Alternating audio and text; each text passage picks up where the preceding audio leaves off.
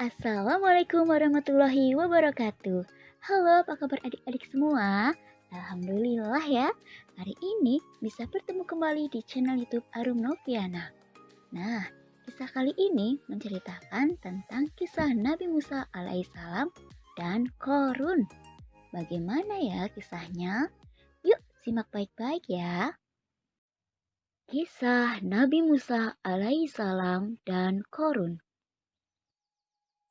Pada zaman dahulu, di masa kenabian Nabi Musa alaihissalam saat memimpin Bani Israel, ada seorang pengikutnya yang sangat taat beribadah bernama Korun. Setiap harinya, ia beribadah dan tidak mementingkan kehidupan duniawi. Meski disegani sebagai ulama karena ketaatannya akan ibadah, Korun yang tak mementingkan dunia membuat kehidupan keluarganya pun jauh dari kata layak.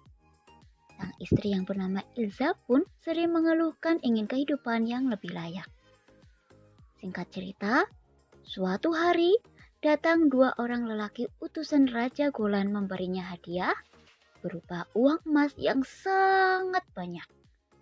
Korun menolaknya dan berdalih bahwa ia tak mengenal Raja Golan dan tak membutuhkan bantuan. Namun, tak berselang lama, utusan Raja Golan kemudian berhasil membujuk istri Korun untuk menerima hadiah tersebut. Mengetahui hal tersebut, betapa marahnya si Korun. Namun, ia tak tega melihat sang istri begitu bahagia. Akhirnya, ia juga menerima hadiah yang diutus kedua lelaki tadi.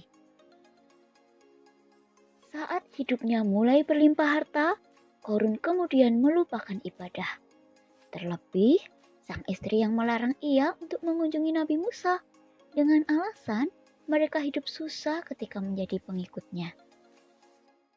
Kemudian ini membuat Korun tak pernah lagi beribadah dan semakin tenggelam dalam urusan duniawi.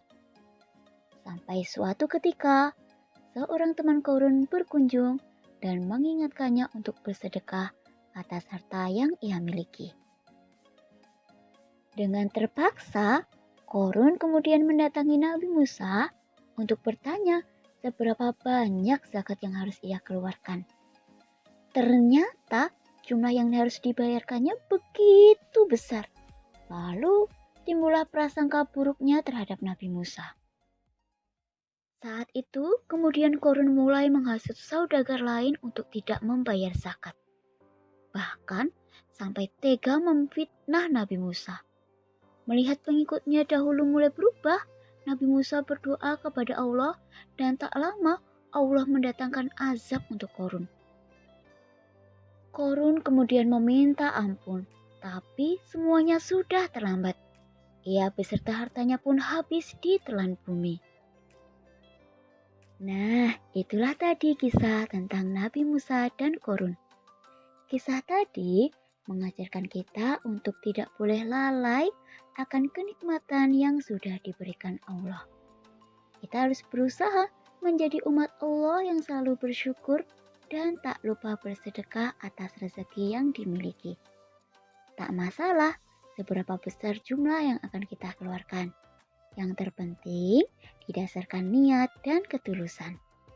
Sebab dalam setiap rezeki kita ada bagian untuk orang lain yang membutuhkan. Tahukah kalian, bersyukur itu adalah ibadah loh. Dalam beberapa ayat Al-Quran, kita diperintahkan untuk bersyukur. Dalam Quran Surat Al-Baqarah ayat 152, Allah berfirman, "Ingatlah kepadaku, maka aku akan mengingat kalian. Bersyukurlah kepadaku dan janganlah ingkar." Jika kita sudah bersyukur, insya Allah kita pun akan mendapatkan buah manis dari tindakan kita tersebut. Yaitu yang pertama, syukur adalah sifat orang beriman. Yang kedua, merupakan sebab datangnya ridha Allah. Allah berfirman dalam Quran Surat Az-Zumar ayat 7, "Jika kalian ingkar, sesungguhnya Allah Maha Kaya atas kalian, dan Allah tidak ridho kepada hambanya yang ingkar.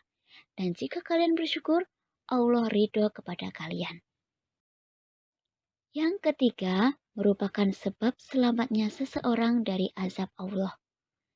Allah berfirman dalam Quran Surat An-Nisa ayat 147, "Tidaklah Allah akan mengazab kalian jika kalian bersyukur dan beriman. Dan sungguh, Allah itu syakir lagi alim." Yang keempat, merupakan sebab ditambahnya nikmat. Allah berfirman dalam Quran Surat Ibrahim ayat ke-7, "Dan ingatlah juga tatkala Tuhanmu mengumumkan, sesungguhnya jika kamu bersyukur, pasti kami akan menambah nikmat kepadamu. Dan jika kamu mengingkari nikmatku, maka sesungguhnya azabku sangat pedih." Dan yang terakhir, mendapatkan ganjaran di dunia dan akhirat. Kita tidak boleh menyangka bahwa bersyukur itu hanya sekedar pujian dan berterima kasih kepada Allah. Ketahuilah bahwa bersyukur itu pun menuai pahala, bahkan juga membuka pintu rezeki di dunia. Allah berfirman dalam Quran Surat Al-Imran ayat 145, "Dan sungguh orang-orang yang bersyukur akan kami beri ganjaran." Maksud dari ayat ini adalah karena bersyukur, Allah memberikan kebaikan yang Allah janjikan di akhirat, dan Allah juga melimpahkan rezeki bagi di dunia. Amin. Semoga kita mendapatkannya ya. Nah, adik-adikku, jangan lupa untuk bersyukur dan bersedekah hari ini ya. Terima kasih sudah mendengarkan kisah hari ini. Sampai jumpa di video-video selanjutnya. Wassalamualaikum warahmatullahi wabarakatuh.